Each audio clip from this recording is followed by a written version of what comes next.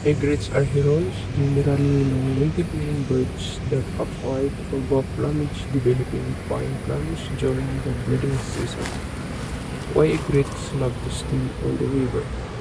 Egrets love to stay on the river because it provides a reliable and abundant food source of fish, amphibians, crustaceans. The slow moving of shallow water is an ideal habitat for their stalking hunting style, where they stand still or wade slowly before striking prey with their sharp bills.